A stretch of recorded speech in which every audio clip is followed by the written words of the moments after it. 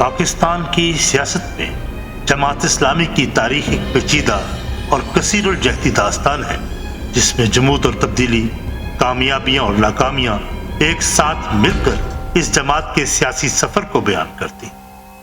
فروری 2024 میں جماعت اسلامی کی انتخابی سیاست کو مسترد کرتے ہوئے پاکستان کے عوام نے یہ واضح پیغام دیا کہ اس جماعت کا سیاسی اثر رسوخ اب ماضی کی ایک یادگار بن چکا ہے۔ اس موقع پر جماعت کے ایک بھی امیدوار کا انتخابی نشان ترازو پر کامیاب نہ ہونا ایک سنگین حقیقت کی غمازی کرتا ہے کہ جماعت اسلامی پاکستان سیاست کی سیاسی کشمکش میں اپنی اہمیت کھو چکی ہے۔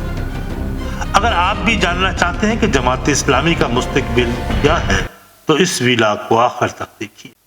السلام علیکم پیارے ناظرین کرام، میں خوش آمدید کہتا ہوں آپ کو اس ویلاگ میں، جہاں ہم پاکستان کی سیاست کے اہم اور پیچیدہ موضوع پر گفتگو کر رہے ہیں۔ آج ہم بات کریں گے جس طرح ہم نے انٹرو میں بات کی کہ جماعت اسلامی کی سیاسی تاریخ اور اس کے موجودہ بحران کے بارے میں۔ آپ سب جانتے ہیں کہ جماعت اسلامی پاکستان کی ایک پرانی اور نظریاتی جماعت ہے، لیکن آج یہ جماعت اس مقام پر پہنچ چکی ہے جہاں اس کی انتخابی سیاست کا مستقبل انتہائی غیر یقینی نظر آ رہا ہے۔ سب سے پہلے ہم جماعت اسلامی کی تاریخ پر نظر ڈالتے ہیں کہ جماعت اسلامی کی بنیاد 1941 میں سید ابو العلا مودودی کے ذریعے رکھی گئی تھی، اور مودودی صاحب نے جماعت اسلامی کو ایک نظریاتی تنظیمی جماعت کے طور پر متعارف کروایا، جس کا مقصد اسلام کے اصولوں پر سیاست اور مسلمانوں کی فلاح و بہبود کے لیے کام کرنا تھا۔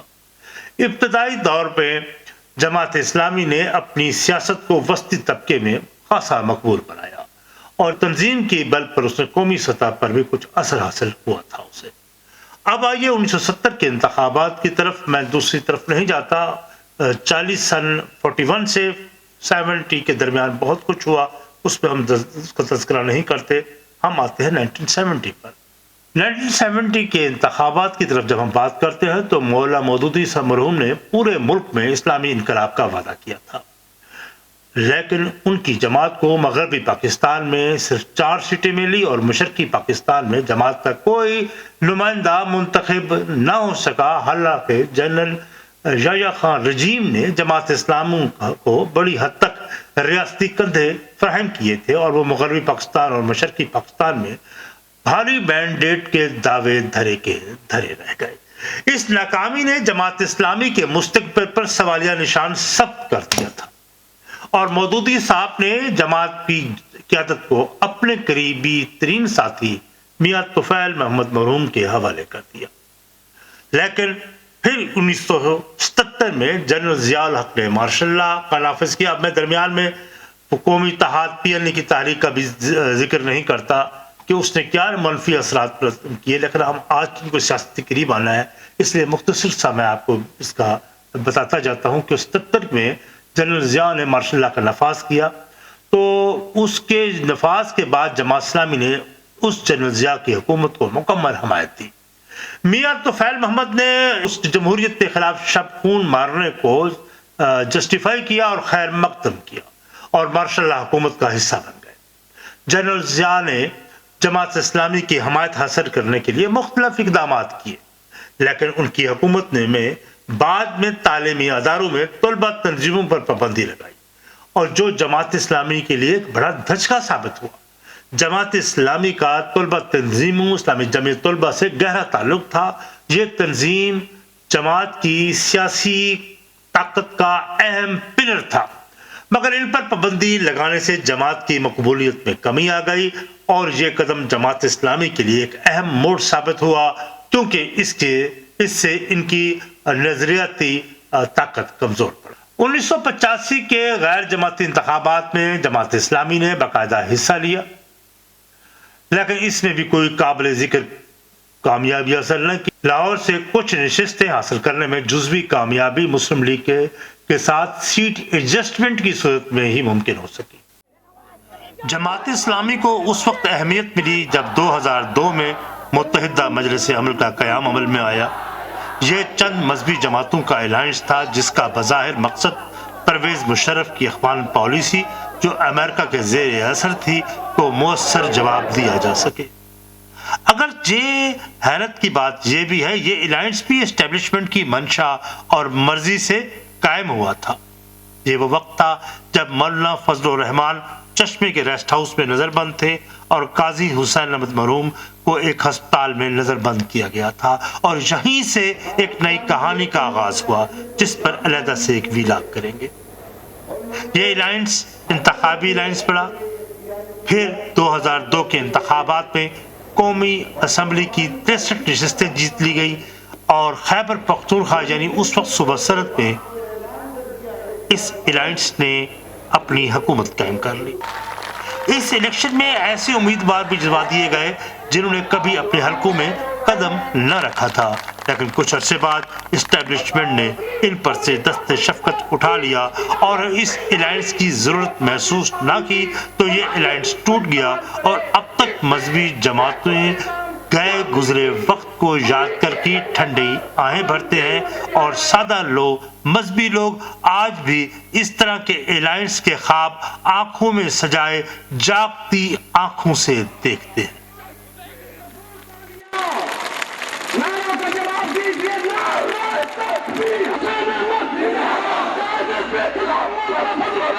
قیادت کے لیے اس کو بھی قبول نہیں کریں گے، اور جو قیادت کے لیے جنرلوں کی طرف دیکھتا ہے، فوج کی طرف دیکھتا ہے، اس کو بھی قبول نہیں کریں گے۔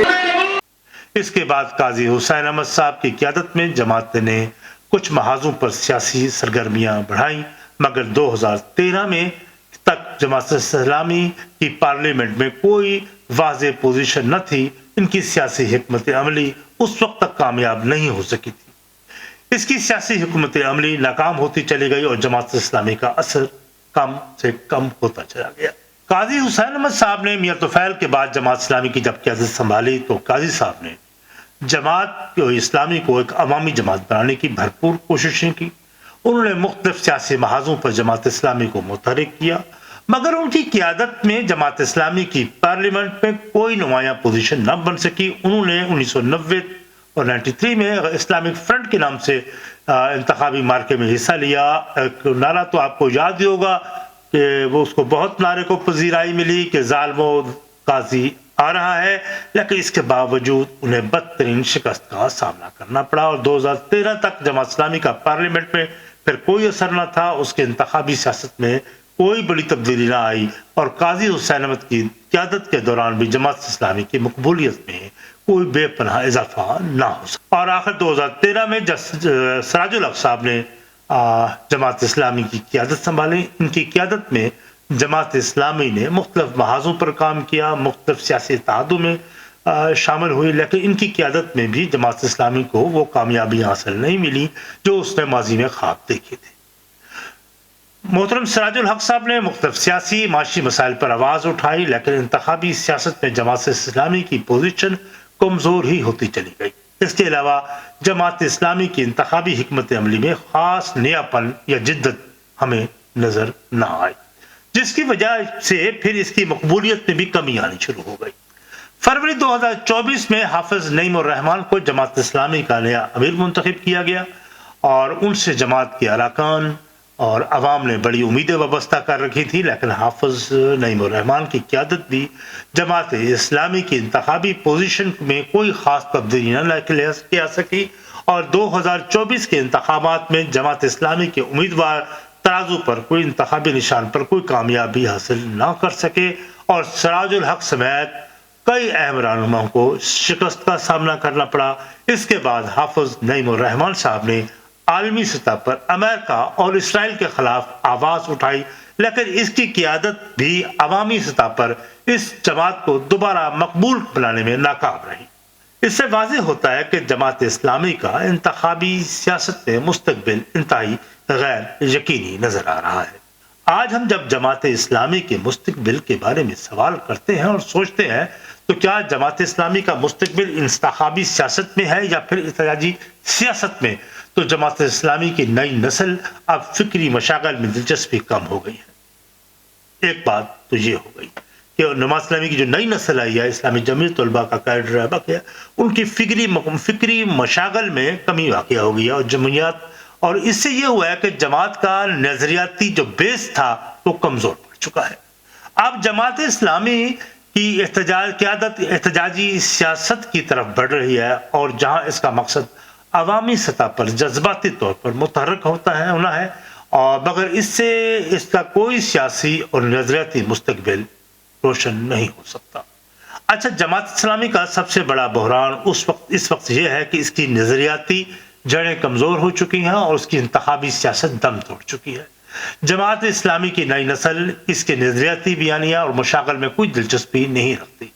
जमात इस्लामी के रहनुमाओं का पुराना लिटरेचर और नजरियाती बयानिया अब नई नस्ल के लिए मौजू नहीं रहा। इसके अलावा जमात इस्लामी के रहनुमाओं की जानब से फिक्री और नजरियाती हवालों से कोई जदीद अपडेट नजर नहीं आ रही, जिसकी वजह से ये जमात इस वक्त अपनी सियासी हैसियत को बरकरार रखने में नाकाम हो चुकी है। अब जमात इस्लामी के मुस्तकबिल अब सवालिया निशान बन चुका है। इसकी इंतखाबी सियासत का खात्मा हो चुका है। इसकी नजरियाती बुनियादों को एक नई सिमत की जरूरत है। अगर जमात इस्लामी अपने नजरियाती लाहे-अमल को जदीद सियासी चैलेंजेस के मुताबिक ढालने में कामयाब नहीं होती तो इसका मुस्तकबिल इंतहाई गैर यकीनी होगा।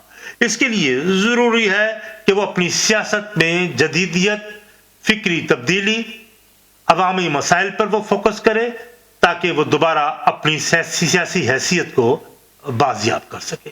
दोस्तों, ये मेरा एक मुख्तसर सा जायजा था, और जो मैंने जमात इस्लामी के हवाले से बात की, अक्सर व बेशतर हम इन्हीं मौज़ूआत पर गुफ्तगू करते हैं। तो आज का मौजू जो हमारा था वो जमात इस्लामी था। तो जिस तरह मैंने अर्ज़ की कि इसका हम आहंग, जदीद तकाज़ों के हम आहंग ना होना, उन मसाइल से एड्रेस ना करना जो आज के तकाज़े हैं, उनसे नबर्द आज़मा ना होना, और मकामी मसाइल की तवज्जो देने की बजाय वो किसी और ढंग में इसको बैनुल-अक़वामी सतह पर कभी अमेरिका और कभी इसराइल के खिलाफ बयानियाँ जारी करके अवाम में इस हद तक मकबूल नहीं हो सकती। अवाम का मसला इस वक्त, पाकिस्तान के अवाम का मसला जज्बाती हद तक तो फ़लस्तीन या किसी और की तरफ तो बैनुल-अक़वामी सतह पर हो सकता है, लेकिन उनका बुनियादी मसला माशी है, समाजी है और फिर सियासी है। इसलिए जमात इस्लामी के लिए ज़रूरी है कि नज़रियाती और फिक्री बुनियादों पर एक नई सिमत को मुतय्यन करे, एक नई जिद्दत दे जो जदीद समाजी, माशी, समाजी तकाज़ों के हम आहंग हो। अपनी राय का इजहार कीजिएगा। मेरी ये गुफ्तगू आपको अगर पसंद आ जाए तो चैनल को सब्सक्राइब कीजिएगा, शेयर कीजिएगा। आमिर हाशमी को इजाज़त, वास्सलाम।